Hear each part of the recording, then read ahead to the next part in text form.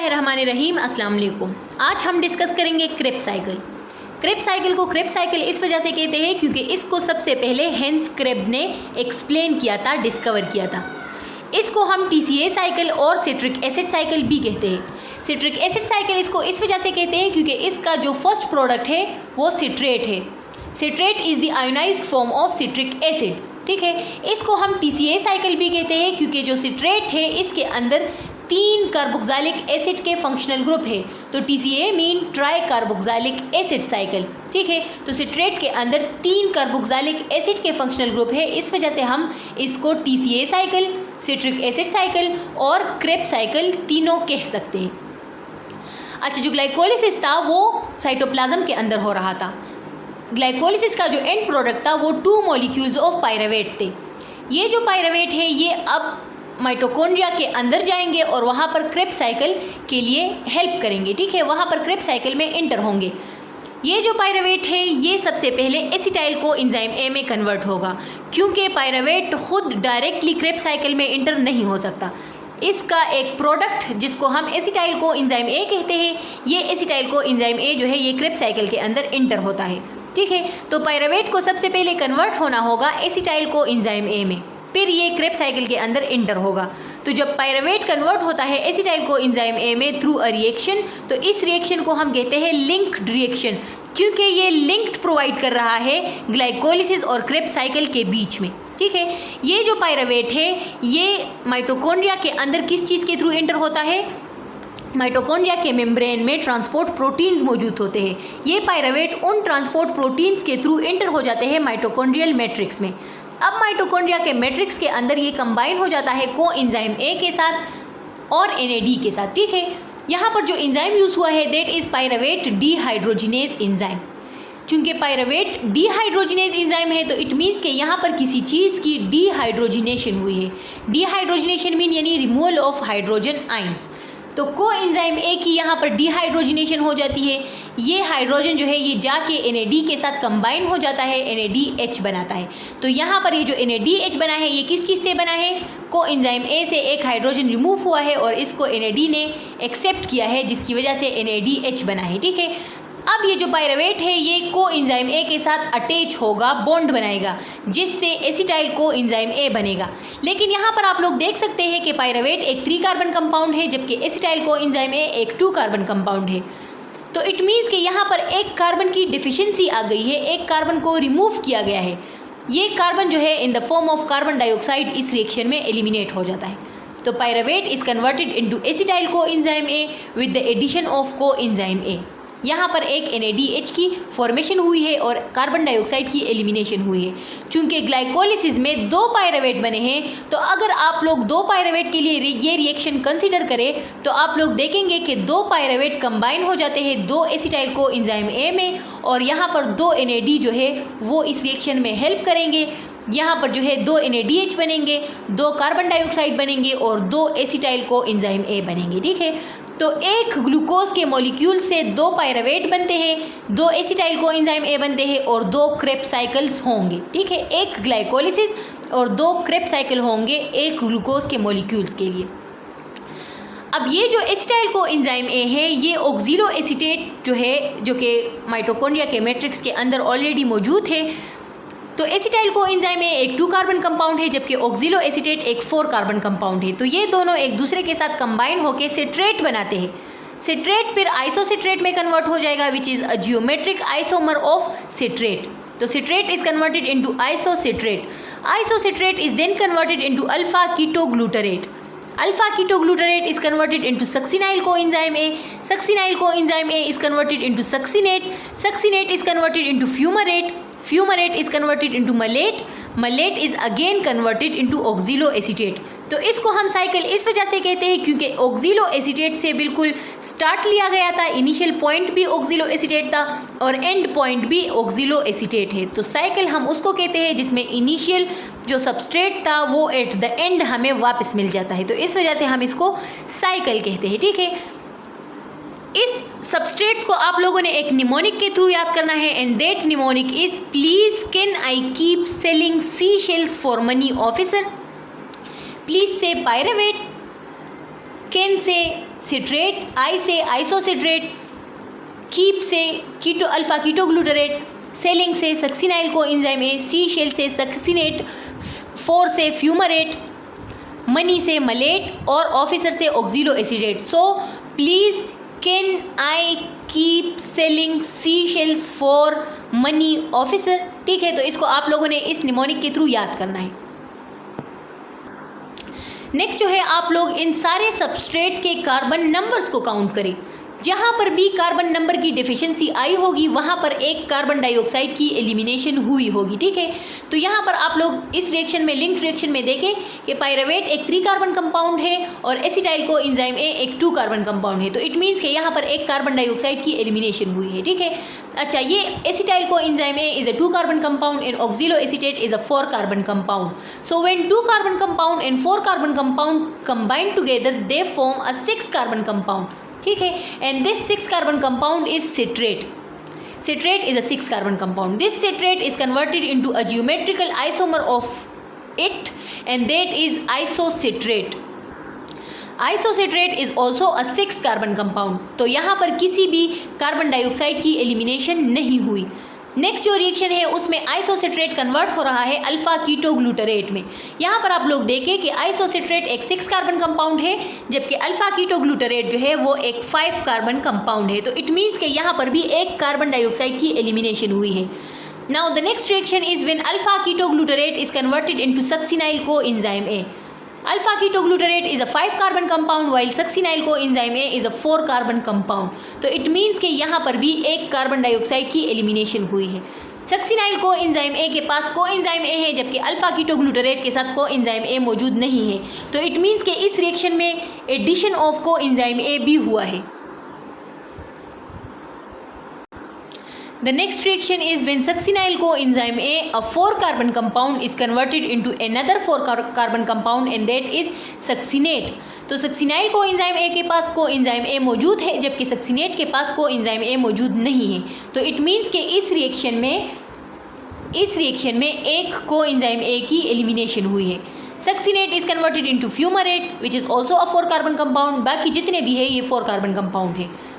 Alpha ketoglutarate is a 5 carbon compound. इससे पहले जितने भी है वो 6 कार्बन के हैं और इसके बाद जितने भी है वो 4 कार्बन कंपाउंड्स है।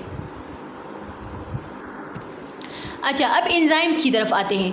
तो acetyl coenzyme A, uh 2 carbon compound combined together with the oxaloacetate to form citrate. ठीक है, तो यहाँ पर सिट्रेट की सिंथेसिस हुई है। यहाँ पर जो एंजाइम यूज़ हुआ है वो है सिट्रेट सिंथेज। सिट्रेट सिंथेज यानी सिट्रेट की सिंथेसिस में हेल्प कर रहा है ये एंजाइम। ठीक है, तो रिएक्शन नंबर 1 में सिट्रेट सिंथेज एंजाइम यूज़ हुआ है जिसमें acetyl coenzyme A and oxalo acetate combine हो रहे हैं और सिट्रेट की सिंथेसिस कर रहे हैं। अब ये जो सिट्रेट है ये कन्वर्ट हो रहा है आइसोसिट्रेट में। ये दोनों एक दूसरे के जियोमेट्रिकल आइसोमर है। ठीक है, तो यहाँ पर जो एंजाइम यूज़ हुआ है वो है सिस एकोनिटेज। जो एकोनिटेज एंजाइम होता है ये एक ऐसा एंजाइम है जो कि सिस को ट्रांस फॉर्म में कन्वर्ट करता है और ट्रांस को सिस फॉर्म में कन्वर्ट करता है। ठीक है, तो citrate is converted into isocitrate in the presence of cis aconitase enzyme. ये जो एंजाइम है ये जब किसी बंदे को रेट पॉइजनिंग हो जाती है तो उस रेट पॉइजनिंग की वजह से क्रेब्स साइकिल का ये वाला enzyme which is known as cis aconitase ये एंजाइम डीनेचर हो जाता है। ठीक है, तो आपका क्रेब्स साइकिल जो है वो स्टॉप हो जाता है। अच्छा, now this isocitrate is converted into alpha ketoglutarate. यहाँ पर जो एंजाइम यूज़ हुआ है that is isocitrate dehydrogenase enzyme. यानी यहाँ पर आइसोसिट्रेट की डीहाइड्रोजिनेशन हुई है, रिमूवल ऑफ हाइड्रोजन हुआ है आइसोसिट्रेट से। लेकिन अगर आप लोग देखें तो आइसोसिट्रेट से एक कार्बन की रिमूवल भी हुई है क्योंकि isocitrate is a 6 carbon compound while alpha ketoglutarate is a 5 carbon compound. तो इट मीन्स कि यहाँ पर डीहाइड्रोजिनेशन हुई है एज वेल एज यहाँ पर डी कार्बोक्साइलेशन भी हुई है। तो कार्बन डाइऑक्साइड एक यहाँ पर एलिमिनेट हुआ है और इसके साथ साथ डीहाइड्रोजिनेशन हुई है यानी हाइड्रोजन आयंस एलिमिनेट हुए हैं और ये हाइड्रोजन आयन जो है वो NAD oxidized form of NAD उसको एक्सेप्ट कर लेते हैं और वो कन्वर्ट हो जाते हैं NADH में। तो इट मीन्स कि यहाँ पर एक एनर्जी की सिंथेसिस हुई है and that energy is in the form of NADH।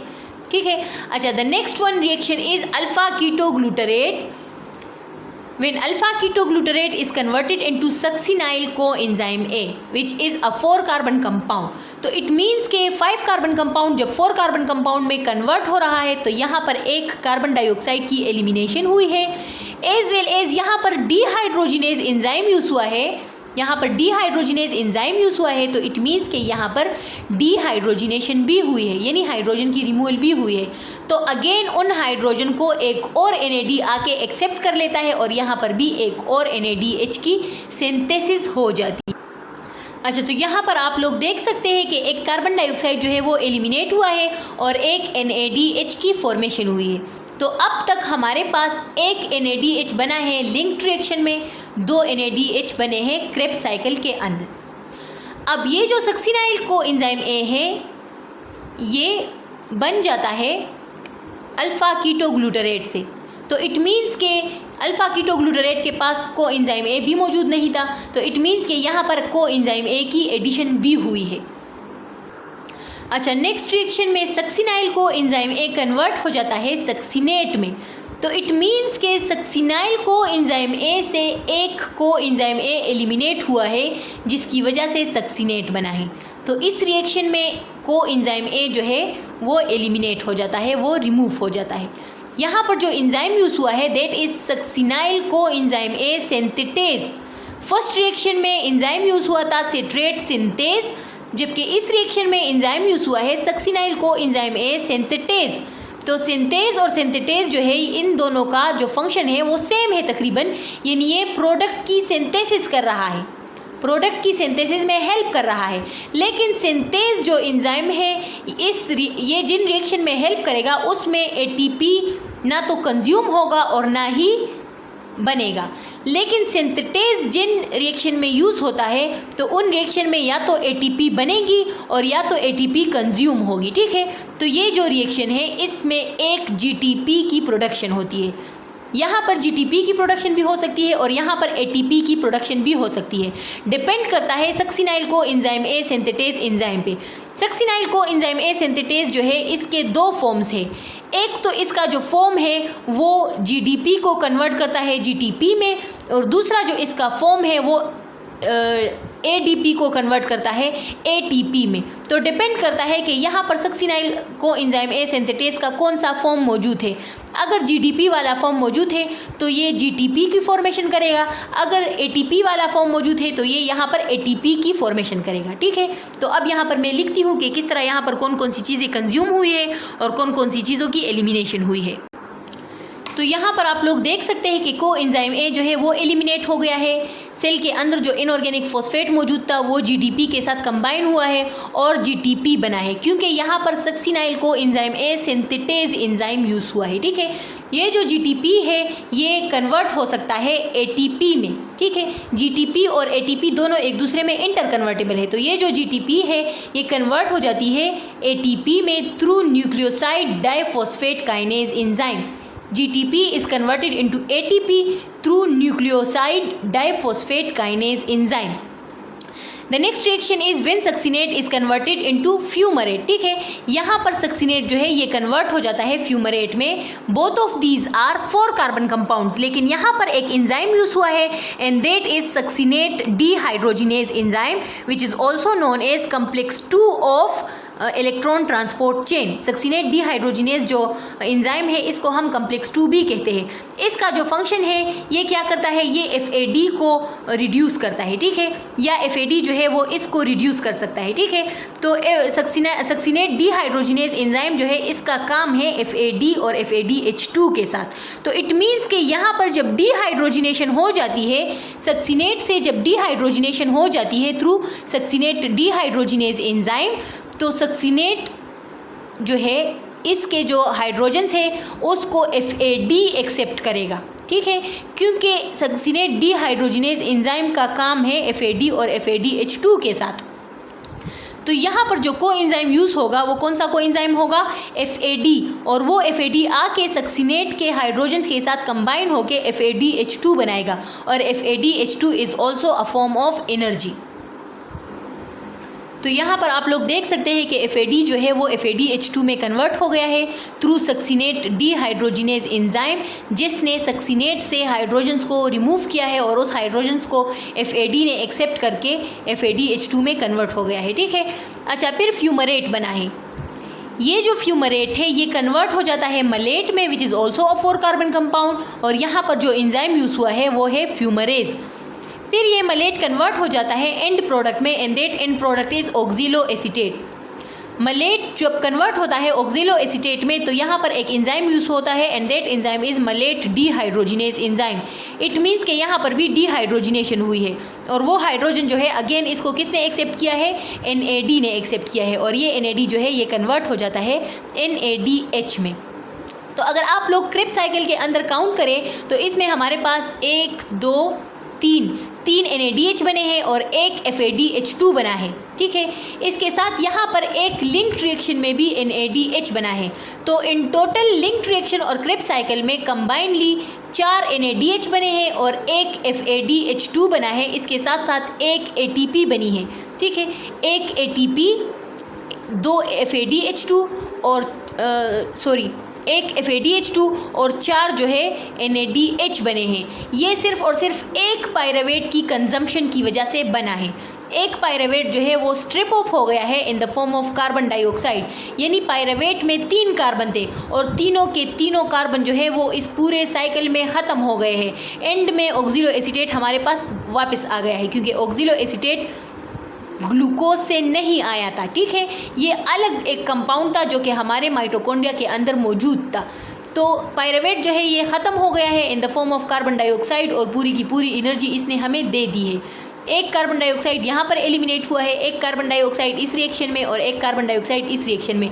तो तीनों के तीनों carbon in the form of carbon dioxide ख़त्म हो गए हैं। इसने पूरी की पूरी एनर्जी हमें दे दी है, जिसमें 4 NADH बने हैं, एक FADH2 बना है और एक GTP यानी एक ATP बनी है। ठीक है। अब आप लोगों ने कमेंट में मुझे बताना है कि टोटल जो है NADH को, FADH को, इन सब को आप लोगों ने ATP में कन्वर्ट करके बताना है कि टोटल कितने ATPs बने हैं। इसको आप लोगों ने साथ लेना है। अच्छा, ये एक पायरावेट की बात हो रही है, लेकिन ग्लूकोज से 2 पायरावेट बने हैं। तो इट मीन्स कि अगर हम एक ग्लूकोज की बात करें तो हमने 2 क्रेब्स साइकिल्स को काउंट करना है। तो अगर हम 2 क्रेब्स साइकिल्स की बात करें तो उसमें हमारे पास 8 NADH बने हैं, 2 FADH2 बने हैं और 2 ATPs बने हैं यहाँ पे, यानी 2 GTPs बने हैं। तो आप लोगों ने मुझे कंबाइनली भी बताना है कमेंट में कि 2 पायरावेट के लिए कितनी टोटल एनर्जी बनी है और एक पायरावेट के लिए टोटल कितनी एनर्जी बनी है। ठीक है। तो यहाँ पर हमारा क्रेब्स साइकिल जो है वो ख़त्म हो जाता है, जो कि माइटोकॉन्ड्रिया के मैट्रिक्स के अंदर हो रहा था। ठीक है। यहाँ पर आप लोगों ने देखा कि किस तरह पायरावेट जो है वो हमें एनर्जी देता है और जो ऑक्सिलो एसीटेट है वो एंड में हमें वापस मिल जाता है। ठीक है। यहाँ पर हमारे पास 8 NADH बने हैं, 2 FADH2 बने हैं और 2 हमारे पास GTP यानी ATP बने हैं। ठीक है। अब नेक्स्ट हम इंटर होंगे इलेक्ट्रॉन ट्रांसपोर्ट चेन में, जो कि माइटोकॉन्ड्रिया के अंदर हो रहा है। इलेक्ट्रॉन ट्रांसपोर्ट चेन में ये NADH और ये FADH2 जो है कन्वर्ट होंगे ATP में। तो इसके बाद फिर हम इंशाल्लाह इलेक्ट्रॉन ट्रांसपोर्ट चेन की वीडियो अपलोड करेंगे और हम देखेंगे कि किस तरह ये NADH और ये FADH2 हमें ATPs देते हैं। एक बात आप लोग याद रखें कि 1 NADH is equal to 2.5 ATPs, जबकि 1 FADH2 is equal to 1.5 ATPs। ठीक है। एक FADH2 1.5 ATPs के इक्वल है, जबकि एक NADH जो है वो 2.5 ATPs के इक्वल है। तो अब तक कितनी टोटल जो सिंपल जो ATP है वो हमें कितनी मिली है, कितने हमें NADH मिले हैं और कितने हमें FADH2 मिले हैं।